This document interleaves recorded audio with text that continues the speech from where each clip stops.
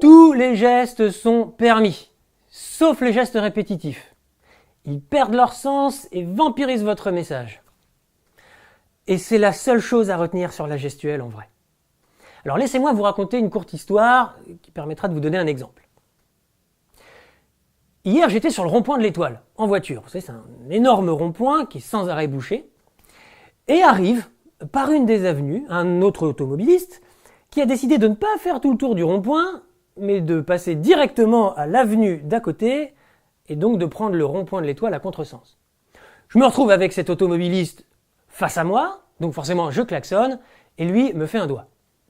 C'est quand même hallucinant, c'est-à-dire que c'est lui qui est en tort et qui m'insulte. Mais pour autant, ça ne m'a pas empêché d'aller à la boulangerie et ensuite d'aller chercher mes enfants à l'école. Je vais vous donner une deuxième version de cette histoire.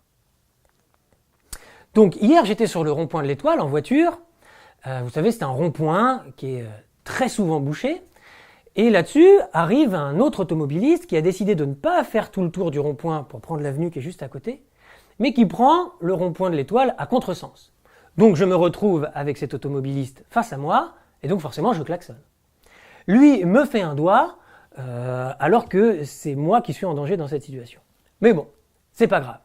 Ça ne m'a pas empêché d'aller à la boulangerie et ensuite d'aller chercher mes enfants à l'école. Ça pose problème, hein? Et oui, forcément. Si mon geste perdure, il perd son sens.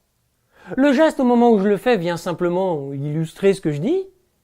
C'est juste que la répétition de ce geste vient vampiriser mon message. Car en continuant de faire ce doigt mais en disant autre chose, ce n'est pas très cohérent entre ce que je dis et ce que je montre. Et du coup, mon message est transformé. Donc, faites des gestes. Naturellement, ils viendront illustrer ce que vous dites. Faites ce qu'il vous plaira avec vos mains. Et enfin, je terminerai sur une citation de Johnny Hallyday. Il suffira d'une étincelle, oui d'un rien, oui d'un geste.